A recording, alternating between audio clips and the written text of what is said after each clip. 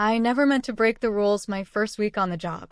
I was Emma Lawson, 28, just another cleaner trying to make rent in the Denver suburbs. The Kensington estate sat high in the foothills of the Rockies, all glass walls and mountain views that made my tiny apartment feel like a shoebox. Mr. Alexander Kensington ran a tech firm downtown. He left before dawn and returned after dark. His 6-year-old daughter Lily was supposed to be off-limits.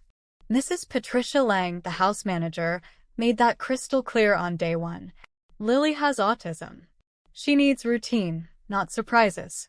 The last girl who tried to help got let go the same afternoon. Just clean around her. Don't engage. But on Wednesday I heard the same lullaby playing on repeat from the sunroom. I peeked in and saw Lily rocking on the rug, blonde braids swinging, eyes fixed on her tablet. The room was huge, toys perfectly lined up, yet it felt empty. When she dropped a blue crayon that rolled toward my shoe, I picked it up slowly and set it back on her paper without a word. She glanced up, just for a second, and something in her green eyes hit me like a punch. She was lonely in a house full of people paid to pretend she wasn't there.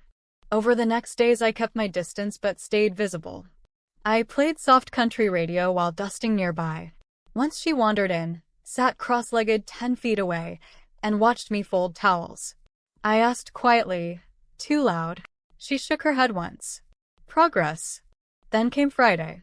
I was wiping windows, humming along to an old Dolly Parton song. Lily walked straight to me, pointed at my phone, and said in the smallest voice, "Dance with me." My heart stopped. Mrs. Lang's warnings screamed in my head, but this little girl had reached out. I crouched down. "You sure, sweetheart?" She nodded. So we swayed, slow, careful, her tiny hands barely touching mine. For 3 whole minutes she smiled. Real smiles. Mrs. Lang's voice cracked like a whip from the doorway. "Outside. Now." She marched me to the hall while Mr. Kensington's black SUV pulled up early. He stormed in, tie loose, eyes exhausted. "You touched my daughter?" After every lawyer and therapist warned us about liability, one wrong move and we could lose her in a meltdown. "Do you have any training at all?" I stood straight. "No, sir." But she asked. She smiled. I listened. He stared at me for a long minute, then walked to the sunroom. Lily was still humming, no meltdown.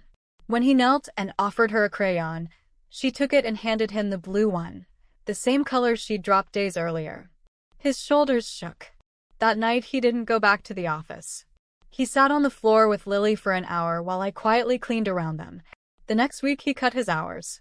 They started family therapy, real sessions, not just specialists who treated her like a checklist.